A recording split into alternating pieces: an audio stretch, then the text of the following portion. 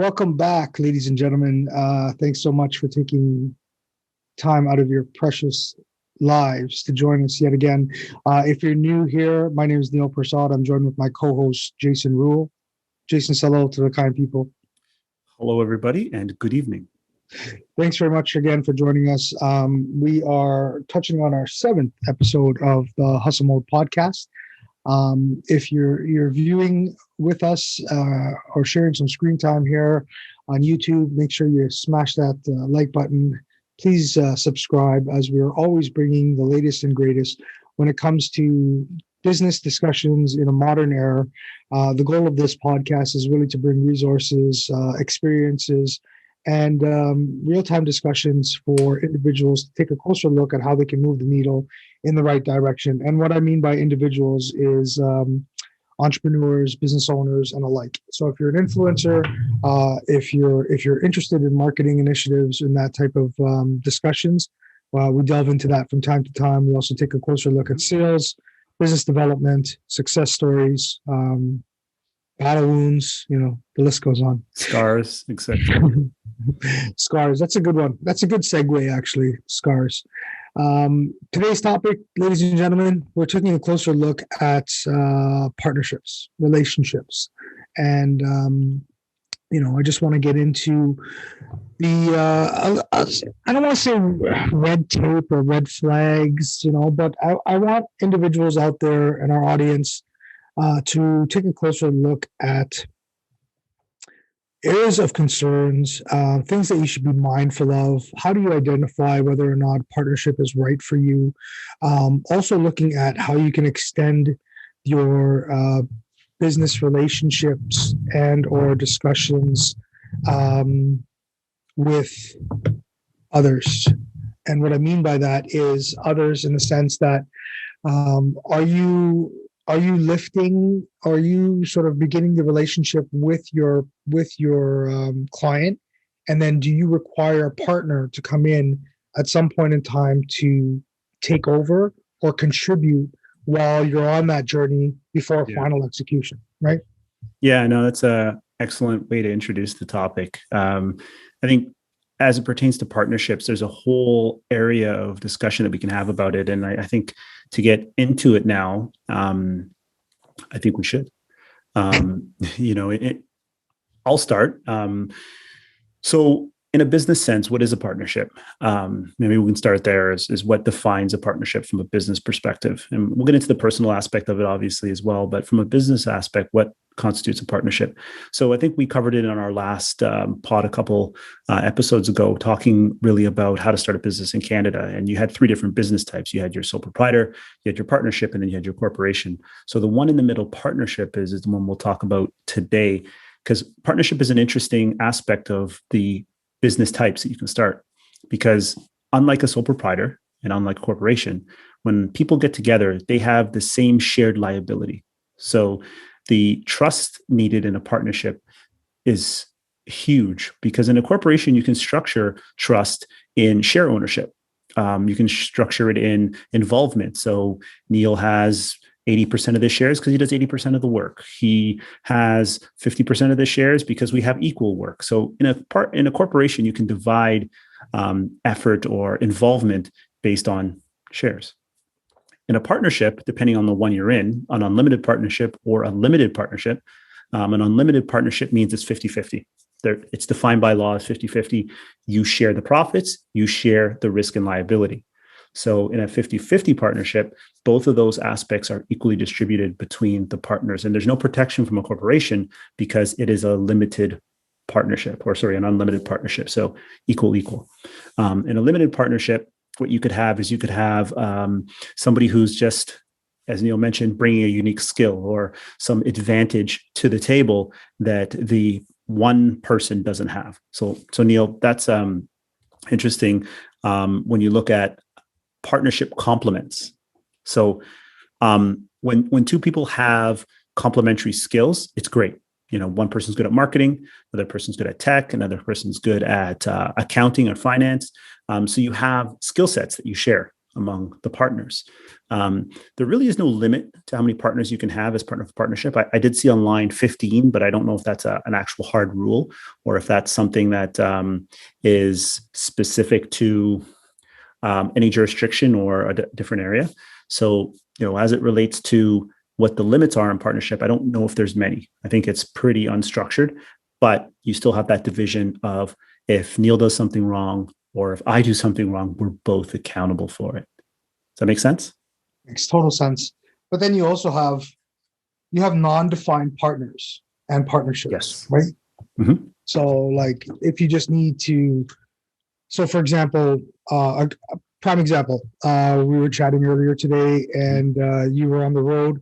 So if you had a partner that was looking after your logistics, they wouldn't necessarily be an entity that's going to have ownership or rights to the organization. Yeah. They are an individual and or company or organization that's actually contributing in order for you to help move the needle, right? That's sort of that last mile delivery, right? Yeah.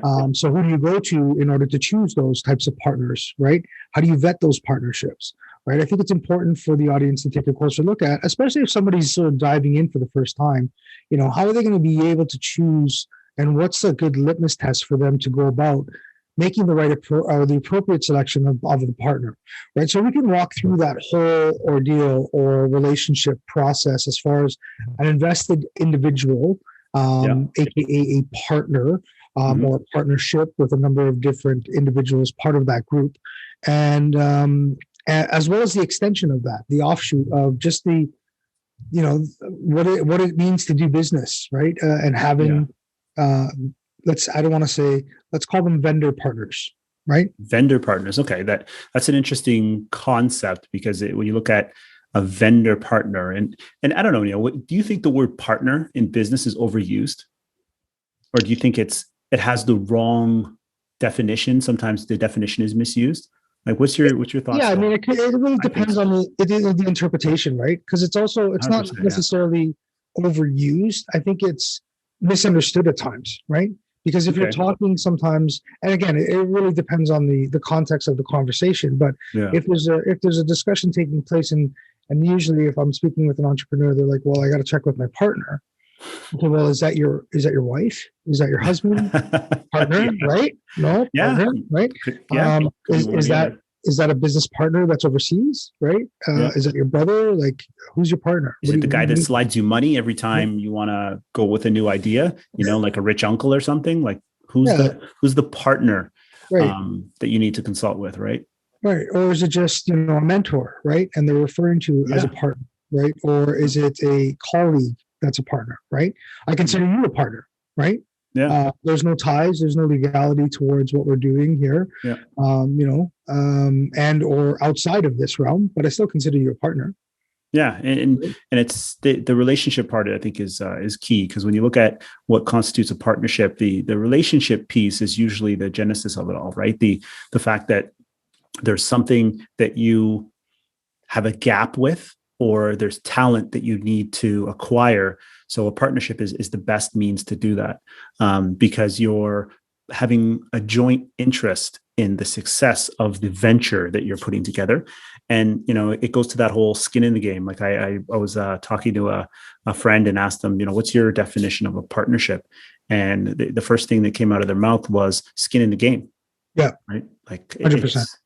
Right. If I don't have skin in the game, then my need to be valuable, my need to contribute is minute. Like, I don't care, because it doesn't impact me one way or the other.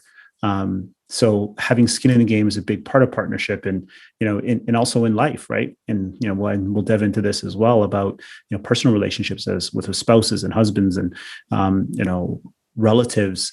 If the relationship or partnership is there, then, there's a joint focus on an end goal moving forward, whether it's raising kids, whether it's, helping out an elderly parent, or whether it's, building a business. Like some families build businesses together because they have, common interests, common goals, common capabilities, or differing goals, different competencies, and different ideas that can come together in a synergistic way that allows a partnership to come together.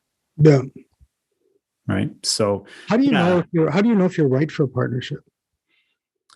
I think so. As an entrepreneur, I'm full disclosure. I started out and still have to a certain degree a partnership with in the business that I'm in, and I feel it's a joint fear factor elimination.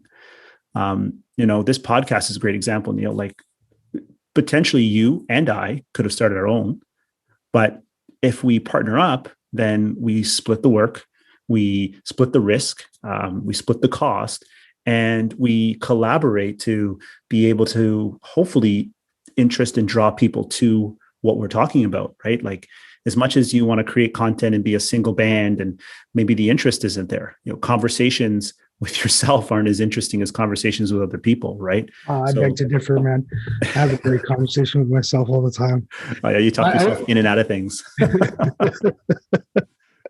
I'm always right, man. I can't go wrong, bro. You know what I mean? You're always right, and your opinion is the only one that matters. It's always the most important opinion.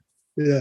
Yeah, but splitting the work is, and like you said, how do you know you're right for a partnership? I think when you get into a business, it just eliminates the fear factor and the reliance on doing it on your own. The skill set thing is important, right? To have complementary skills. So again, the example I used, you're good at accounting, I'm good at, technology, you've got social media, whatever the case is, splitting that is key.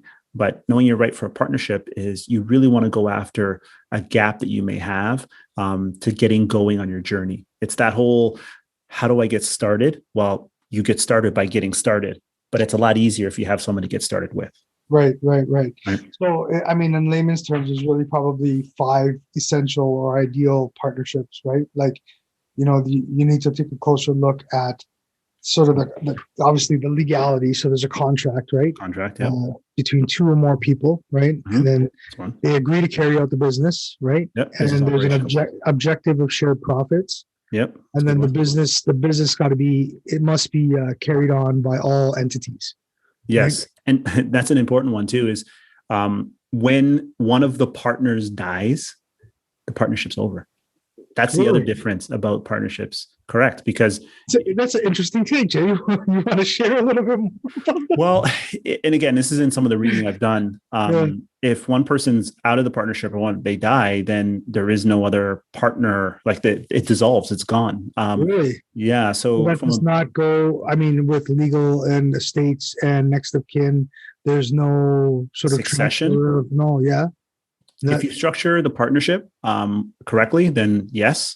But on paper, it goes away, right? Because it's a form of business creation. It's a form of business structure, really predicated on the fact that there's more than one person. And that person has equal liability as the other person. So as soon as that one person that go from 2 people goes to 1, then there's no joint or shared liability. It goes to a sole proprietorship, and the business has to be relaunched. Again, in the reading that I've done. State your source. What's your source? Just like CRA, this online. And again, for those of you who may be listening to us overseas or outside of Canada, do your due diligence. Jay's not he's not a legal counsel. Yes. We're not do not offer legal advice. None of this is sort of binding. It's again. Do not put my word for it. No, that's interesting. I didn't know that. But again, I mean, partnership's not right for everybody either, right? Like if you're a headstrong individual, things tend to bottleneck based on discussion. If you're somebody that's impatient and you need to get stuff done, or maybe you just have a different type of work ethic and you're up till ungodly hours in the night trying to get things done, and you would have expected the same in return from a partner, and that's just not the way they work. And that's fine, but maybe that's one way for you to identify that a partnership might not be the best solution for you. Maybe you need hired freelancers to execute on areas where you may be lacking in that expertise. Yeah, great point. I see tremendous value in doing it that way with freelancers and temporary workers or temporary talent. Because they're going to bring tremendous value in a short amount of time with the utmost quality. Because if they don't, then obviously reputations travel, or you as a growing business person won't be able to leverage their skills and talent. You look at some companies, they can flex and contract quite quickly because they have that access to talent and they have the reliability to know how to work with that talent as they're available for the tasks that they need. It's a very common thing to have developers and programmers that are not in country, that are overseas doing these one-off projects, especially in the tech space, right? A lot of the folks that are involved in developing and curating product may not be in the immediate proximity of the developers. So they really have that ability to flex and contract when businesses need to grow. So I'm a big fan of that. We do a little bit of that with the company I'm with, or run. We do a little bit of freelancers and external contractors because it's just cheaper and it's easier. It's easier to pay an invoice and have a resource than hire a body and work through HR related things and having that all set up from a government and contract perspective, right? So small businesses in the freelance economy do really well because they're able to leverage the available pools of talent. And we're not going to talk about websites and places to find people and all these other resources that are available in online job sites. That's a whole other episode and conversation in itself, but they're out there, right? And that's what they're designed for, to find you talent in a freelance basis. You touched on something before you got down sort of the discussion that you were on there with respect to qualities, right? Mm-hmm. So if you had to pinpoint it, in your opinion, what do you think the number one quality in a partnership would be, or a partner? Number one quality in a partner. HR-related things and having Oh, sorry, my own voice. Kind of magic there. What qualities would I want to have in a partner, or what I look for? Well, yeah. I think you really have to know yourself, right? You have to know what your tendencies are. Getting into a partnership early as a business owner, I really got a chance to learn on the fly what my tendencies are and what my faults are around as an individual business owner, and things that I can't let go, things that I perpetuate, because sometimes you get into a scenario where you just allow things to happen because either you don't understand the repercussions or you're just too busy focused on running the business. You just kind of move the ball forward without necessarily auditing the situation. So in a partnership, you really need to know yourself and know what you're comfortable with as it relates to the relationship that you're creating with the individual. Friends partnerships are tough. Because sometimes it puts a strain on the friendship in terms of just being able to give people harsh feedback, like, hey, that sucks. I don't like it. You're not doing a good job with this. That's not up to standard. I need it done this way, or it makes sense to do it that way.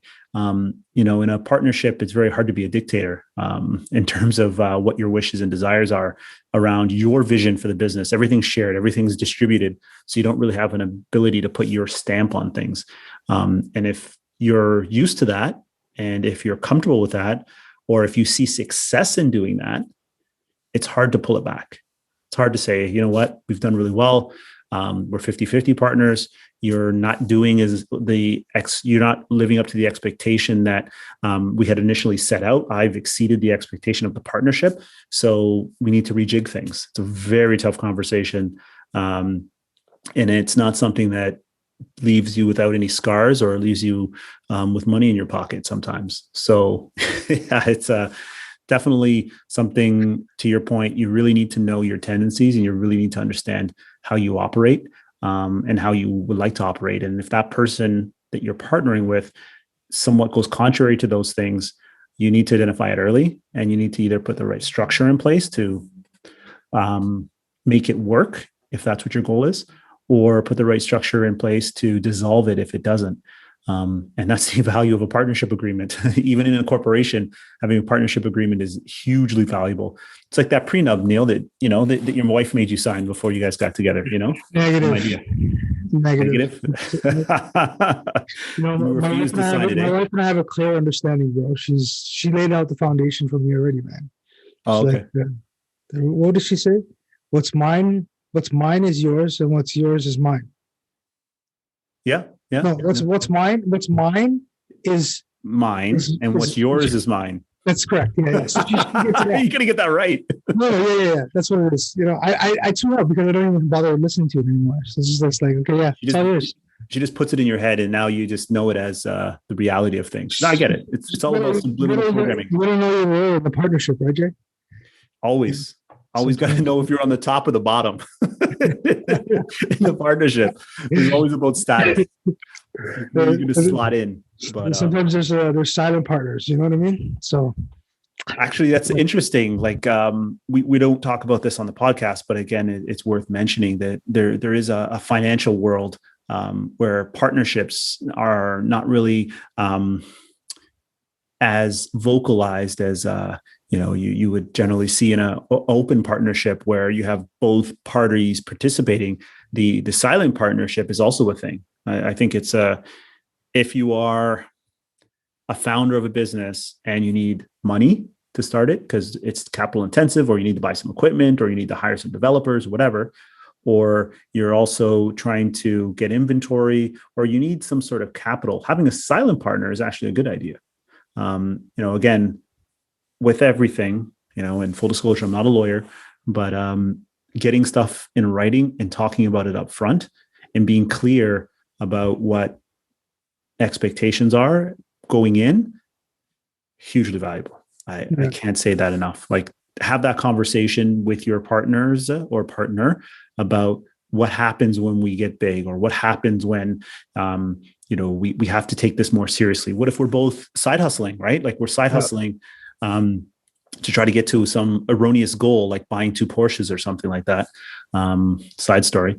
And then the goal exceeds that. Like, oh, well, I could have done that yesterday, but we're far beyond that now, and things are not going the way that they should be going as it relates to the business growth, and not necessarily the business growth, the participation of all the parties in the business.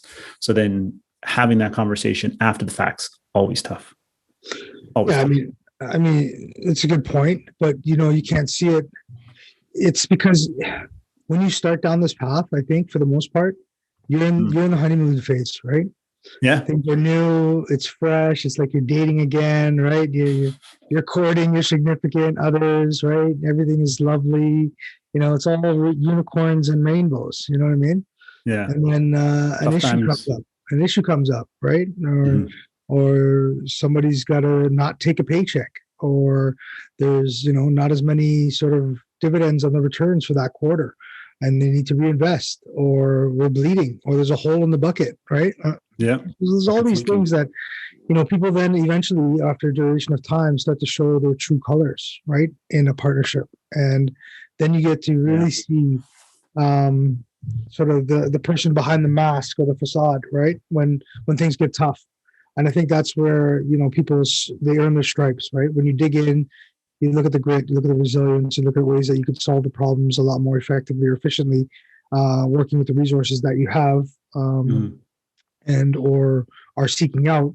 But at the same point in time, there's a lot of discussion, or I want to say that I've seen anyways in the partnership exchange, and you can bear witness to this when you're having a sort of a discovery meeting with 2 partners, and you've been speaking with one maybe 70% of the time, and 30% with the other, if you're privy to actually talking to that partner at times. But when you get both partners in the room, you can actually see who has the power, right? Yeah.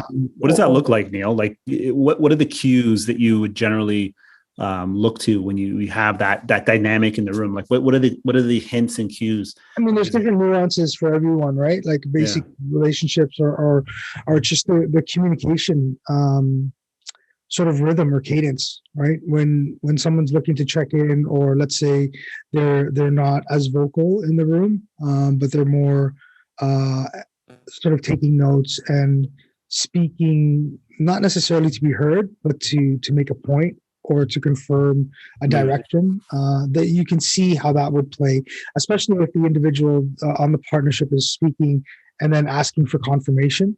And you can then identify, okay, you know what, like, I get it, you're a partner, but this decision is going to be left with partner B, not partner A, because you're already there, right? Like if you're working with me in order to solve a concept or to confirm or bring the other partner on board, then I know partner A is already an ally, right? Yeah. So it's partner B that we got to work on, right? Because partner B that doesn't understand what's happening, chooses not to, has been burned. There's been really dishonesty. Maybe there's some loyalty issues. Maybe it's a control factor, right? Like maybe there's an intimidation factor with the topic of unknown, right? So there's different elements or characteristics, I would say, that comes into the mix. Yeah, no, I've been involved in from my sales side of things, not so much when I was as an entrepreneur, but on the sales side of the coin. I've been involved in those discussions where you have the decision makers in the room, both being equal partners, or one being maybe a majority owner of the company and the other one being a minority owner of the company, having that discussion and trying to understand that power dynamic. Because a lot of times you can get into a conversation with a minority partner, again, because maybe they have more time, or maybe this is what you're talking to them about is their area of expertise. And he or she can give you as much information as they can, but then unfortunately the decision's got to go to the other partner. And, and I do this too sometimes. Sometimes I use it as a ploy in order to take more time, right? Even though the decision ultimately is mine, I take a little bit of time to confer with myself and maybe my partner to a lesser degree about a decision that is completely mine. It's a great owner deferral tactic to really delay and allow you to confer on the solution that you're looking at putting in. So you use that as a tactic. But anyways, back to the comment about just as a little side. So for all those salespeople out there, anytime you're looking to actually have a discussion, and this is like one-on-one stuff. If you are speaking to someone and you're not sure, it's always important to qualify who the decision makers are prior to actually going down that process with a potential client to identify whether or not they can afford your service and or product. Good point. So one thing to be mindful of is to identify and have those stakeholders in the room, on the call, on the Zoom at the same point in time. So there isn't that cat and mouse, defer, pause and wait type of ordeal. Maybe that might be an insight for you to help, facilitate a close or move the needle in the right direction. Yeah, definitely. It's that's sales 101, right? Know who's going to be the one that signs the check, right? But yeah, good point, Neil. You definitely want to, in a partnership dynamic, know who the strong partner is, know who the dominant partner is, know who the partner is who's going to sign that check, because it saves you a lot of time, right? And sometimes effort, depending on who you're pitching to. So I think one of the things that we're really spending a lot of time is business partnerships, but changing it up. Let's talk about personal and off of business type of partnerships, not like relationships with like spouses or what have you, because that's, we can obviously get into the dynamics of that, but to really talk about notice how she pinged you right then and there when we started talking about that topic. Yeah, I don't know. No, you just got pinged. She's like, no, don't go there. Yeah, my wife's like coming in from the rafters saying, "Hey, she's got you have no authority in that area.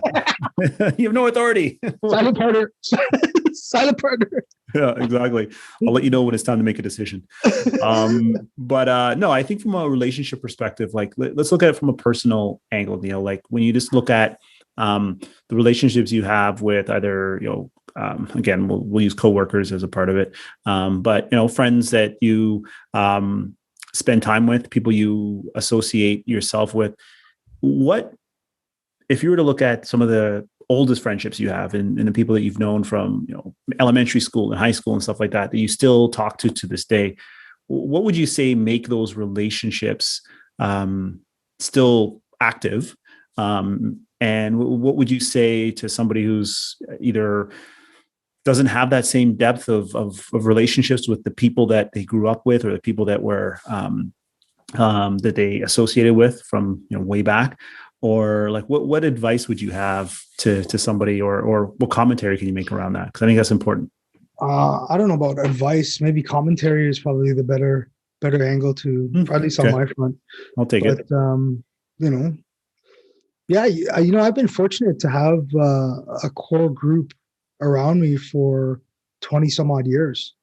I value that, man. That's priceless. There's been people that I've come across with in business talks and or just in personal, like I have a neighbor and they moved from Vancouver to Ontario 4 years back, and they had no one. They don't, there's no friends, there's no families. It's just, That's the tough. spouse and their child. So yeah, I really, I feel for those people because they're missing out.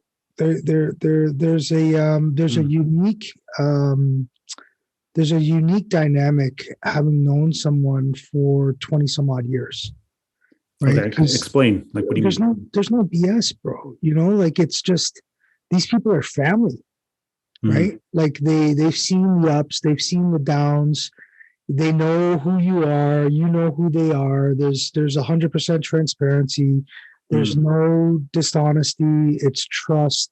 There's loyalty. These are people that you can call regardless of whatever time it is, time of day, right? These are the people that, like, if you're in a rut or if you are in a jam, there's no questioning of, is it too late? Like, can I call? Or if it's an emergency and it's like, you see this person's phone number appear and it's like after hours or some ridiculous time, you're answering the call. Those are people that have, like, they're limited in the amount because there's variations of that core set that for a duration of time, but you really don't have that same type of engagement with. Like there's people that are on your social or whatnot, but there's people that are there that you could if you were to write help right now, you would get something in return. You know what I mean? Yeah. No, that's hugely valuable, man. Like you look at that aspect of relationships, and I think you just touched on a couple different things. It's that knowing that person to a fault, right? The ups and downs, the ins, the outs. Being part of that person's life through those ups and downs and those aspects, right? And that's the other thing of when you look at the relationships you build over time, and you mentioned your neighbor and the fact that he uprooted himself and moved all the way across the country for maybe an objective where he wanted to maybe get away from the things that you just mentioned, right? Maybe there's some, bad blood or some sour relationships. I think for me, one of the most interesting dynamics that I've had in my kind of life and et cetera is having the fact that when you have these relationships, part of the thing that keeps relationships together, and well, it's through my years of experience in sort of the way that things have happened in my life, is commonality, right? It's one of those things that really solidifies a lot of adult relationships, as it relates to, kids, families, wives, and all that stuff. Because if you're in a similar place sometimes as people, it really allows you to have that good relationship and commonality across lines. But if there's so many different aspects of life that's different, you have to work on the relationship, right? Because it just doesn't fall into place. Because if you have a lot of commonalities, you have a lot of things in common with that person over the years, and that progresses, things just fall into place. There's no real effort required because you're doing this, they're doing that. There's a synergy there. They're going to, Chuck E. Cheese with their family. You're going to Chuck E. Cheese with your family because there's a synergy there. Or you're going to the bar by yourself. They're going to the bar by yourself, and you're meeting there because your commonality is the same. Like you're living in the same plateau, right? So it's stages, right? Stages, different stages, and stepping stones for life's journey, right? So obviously, birds of a feather, right? You're going to flock. You know what I mean? So that's one thing to do with it. But like I do this, Jay. I got married late. Like I got 2 kids that are under 4, so I'm having my kids later in life. Cats that are my age have got kids like they're entering into their teen years. They're dwindling down, right? They got their feet up. They're relaxing now. They can sleep in on the weekends. So I get it, but at the same point in time, without running through those stages and phases, let's call them, then you still have some people that are outside that. I don't know about you. Like I've got a range of a mix of friends that are. They're both older and younger, right? And then some with kids older and some that still don't have kids. You know what I mean? So there's still some commonalities, as you would put it. But it doesn't necessarily mean that we're still all on that same journey, if you know what I mean.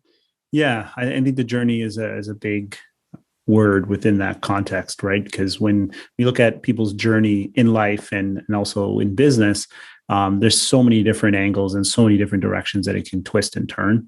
For me, the journey is just as important as the destination, right? Like where you want to go and where you end up, how you get to that point is just as exciting as doing the work to get there, right? That may be sounding a little cheesy or, a little bit, but it's the destination that you really hunger for. And the journey along the destination is the fun part, right? And, I don't want to get philosophical and whatnot about life being too short and life not having enough action at times, but you got to live, man. Yeah. You got to live, but at the same time, you have to be respectful and understand that the path that you're on may not even have been your own destiny, right? It may not have been your own choice, but it's the one you got, and you just got to work it. That's deep. You know what I mean? That's deep. Did you write that down, or should I? We'll rewind it. No, we're recording, so it's all good, man. I can hear that back, and then we can put that in a nice little quote index there. But yeah, man. But you know what? Right. Like that, we can get down that path of work passion and passion work. I think there's a conversation there that we can have. I know we're trying to queue up a work-life balance conversation, work-life integration conversation, which is still pending. We can get some exciting people to talk about that. But I think, for our own personal piece around the journey, partnership, relationship, friendship, stuff like that. I think the important part is you enjoy it, and, you deal with the consequences, good and bad, that come to you. Consequence always sounds like a negative thing, but to me, consequence could also be positive, because a consequence is a result of action that you did, good or bad. So, that's my opinion on it.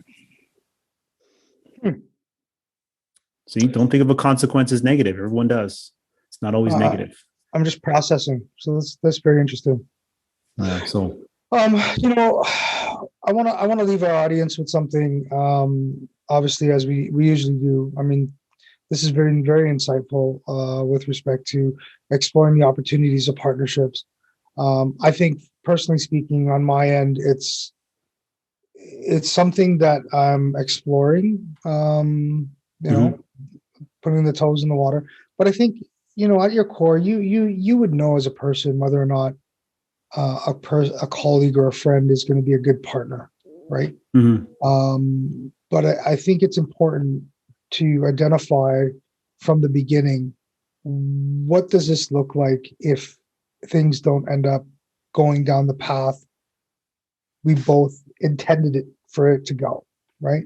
Yeah. I think that's critical. I think that's a big takeaway for today, for individuals that may be questioning whether or not they're looking at a partnership, or perhaps maybe evaluating their current partnership. Because just because 100%. You're a partner in a business right now does not mean that you're tied to that business for the end of days, right? Yeah. There's so many different opportunities for people to get into. And like you said, life is short, right? Like at the end of the day, you're going to spend your time bickering with a partner or being in a relationship that's toxic or not healthy, right? Like what good is that going to do for either party at the end of the day, right? Yeah. So there's some important factors or warning signs I want to leave the audience with for exploration. Yep.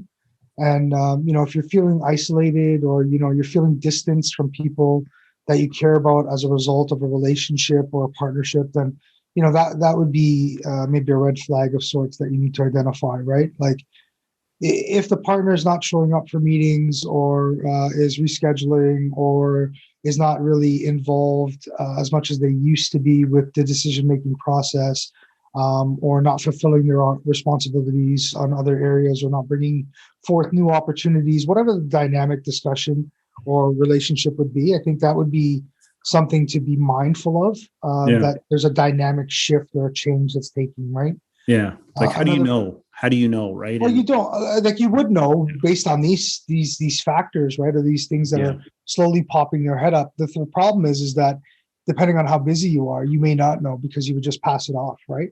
Yeah. I can attest to that. Right? You know what I mean? Yeah, I can attest to that you don't see the red flags and you just chalk them up as activity in the form of business. Like you're doing a business, so these things are part of the maturation process of a business.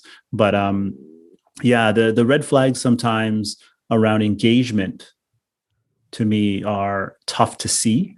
But they start to boil themselves to the surface when you see work balance and you see involvement.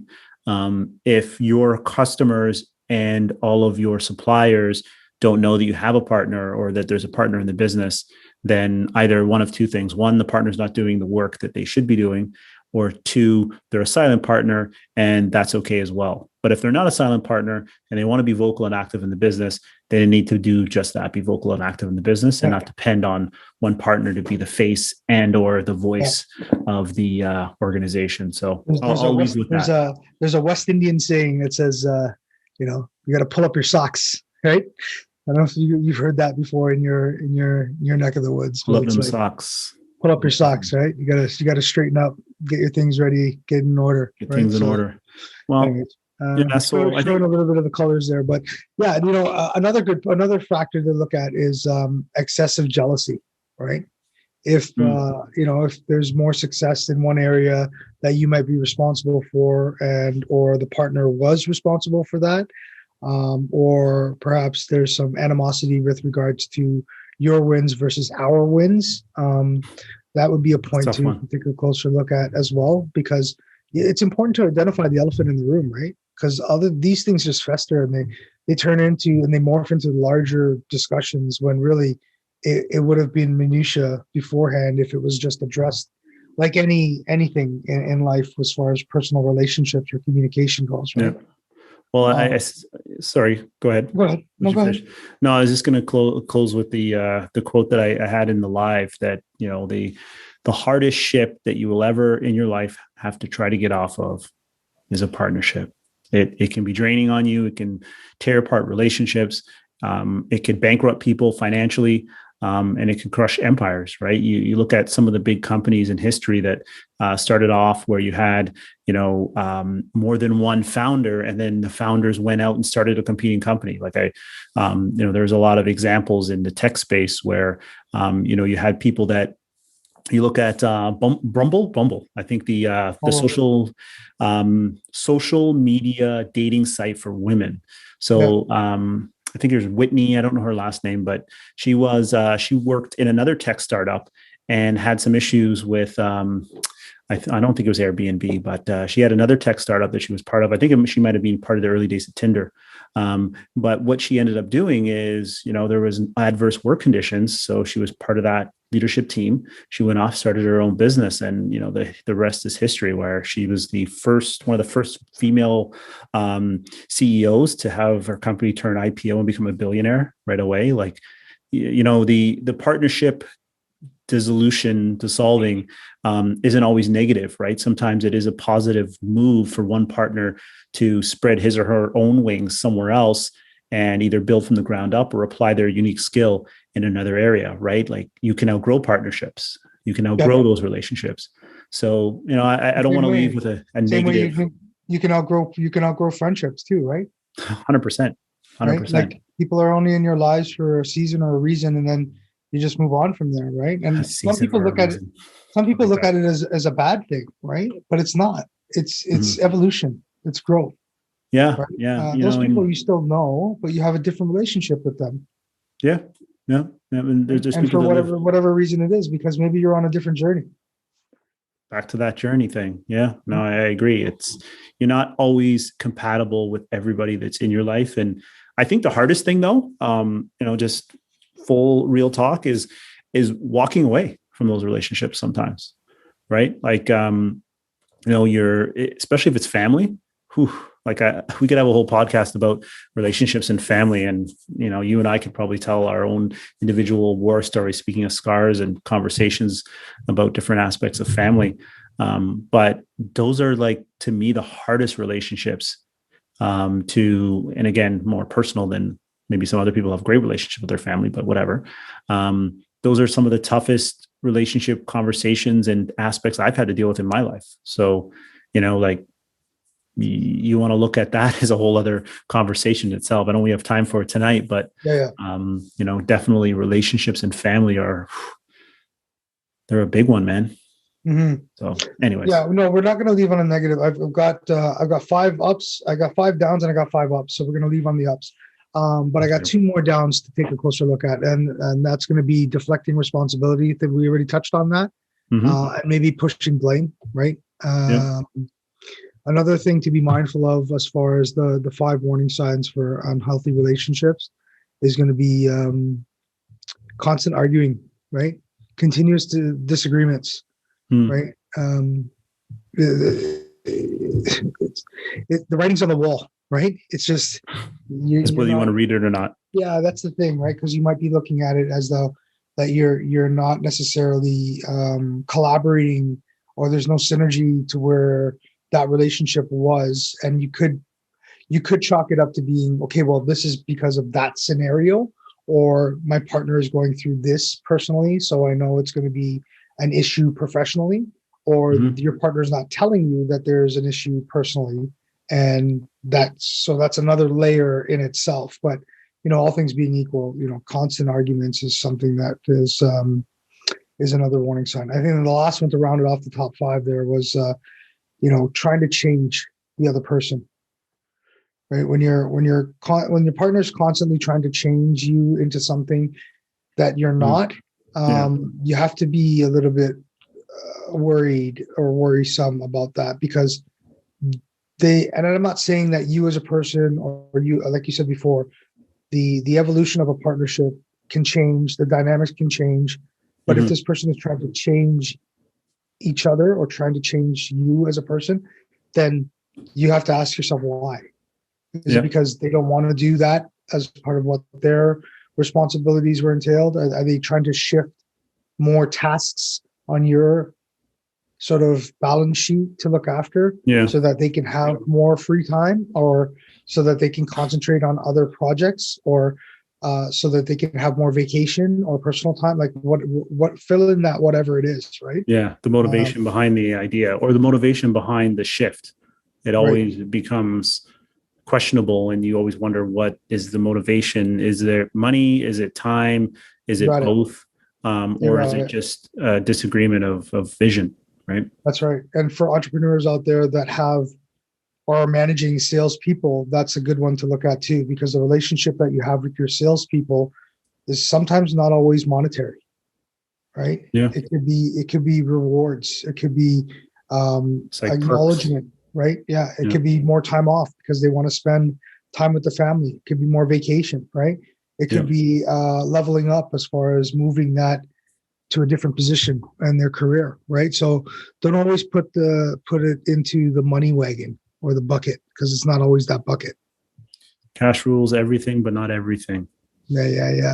So let's move forward. Now that we've got you all depressed on this talk, hopefully you're still with us. If you're still with us and you're finding value, for those of you who are watching us, please remember to hit that subscribe button, hit that notification bell so that you're being kept up in the loop. Also, let us know in your comments in below here. Let us know about, maybe past relationships that went good, bad, or indifferent. Are you struggling with something right now, personally or professionally, that we might be able to sort of provide insight to? For those of you who are listening, again, I encourage you to follow us at Hustlemode_podcast on Instagram. We've got a Facebook page that we're trying to activate as well, so you can always join the conversation there. Work in progress. Yeah, full transparency. We were trying to go live earlier today. It didn't happen, but anyways, I digress. Let's look at the psychology behind healthy relationships. Right? We talked about the negative, the warning signs. What are the 5 signs for a healthy relationship? Well, I'm sure you got some notes prepared on it, but I'll tell you what mine are. So one is communication. Being able to have an open dialogue with the person that you're partnering with or talking with. 2 is trust, trusting that person is going to deliver on what they say and be available to provide you with the right commentary and the right feedback that you need. 3 is going to be, joint interests. So like skin in the game, right? You're both equally liable for the success or failure of the business. The next one is going to be you're in it for some sort of financial or some sort of relationship or some end game. So there's some objective that you share together. And then 5, I'm going to say the last one of a good, healthy relationship is going to be, I don't know. I got 4. Let me think about the 5th, because I'm going down the rabbit hole of happiness and joy, something to that effect. But I need the right wording for it.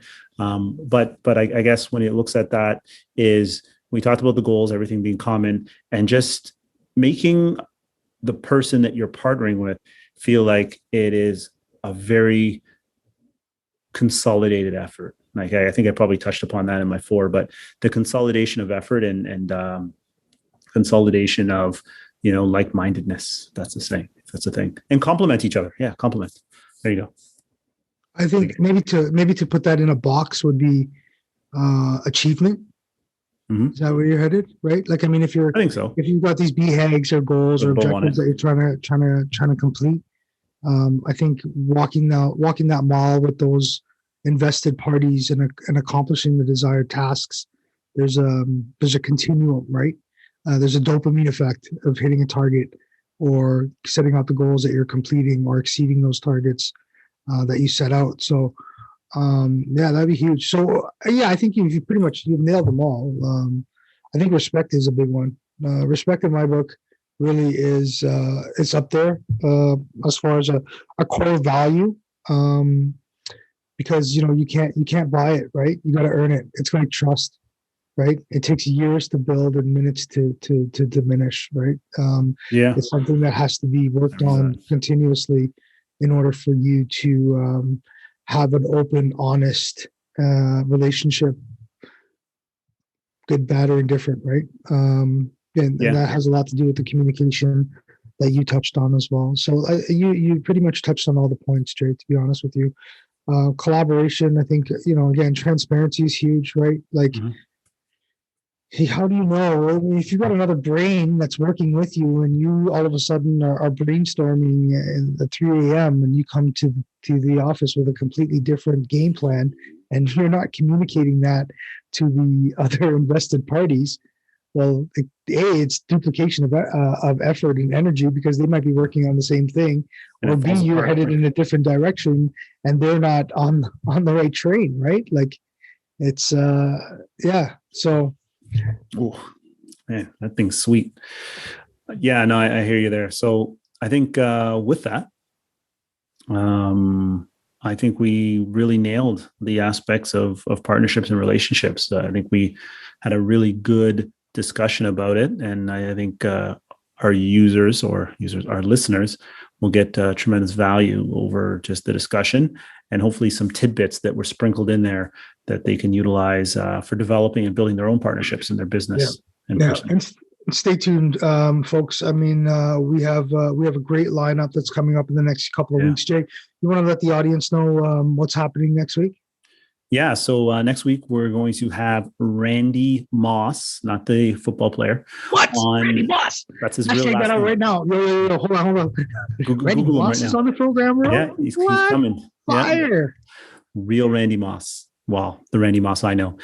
He's going to be on the podcast talking a little bit about his entrepreneurial journey, sort of where his roots are, his business, which is the jewelry business. So we'll definitely talk about, as we teased on our live, about some funky fresh medallions and some gold rings that Neil might want to be outfitted with.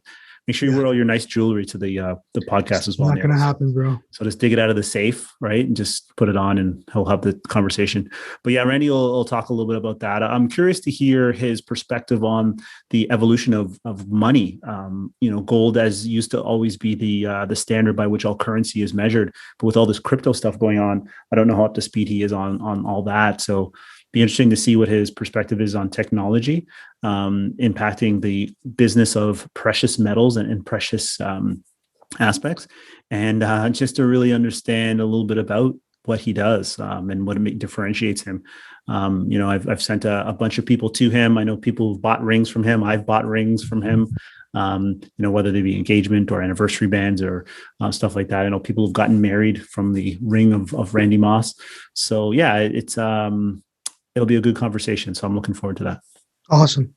Well, listen, folks, again, if you got value from today's discussion, thanks so much for joining us. We really appreciate your precious time and being part of this hustle mode journey.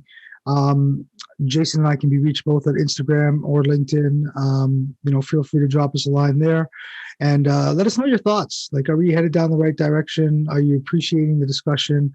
Are there topics or suggestions that you'd like to see brought into the fold? We really want to hear from you, and we want to bring value. So we're here to help, not to hinder. And again, just know that the best is yet to come. And we hope that we can be part of that journey. Jay? All right. Hustle Mode out. Peace.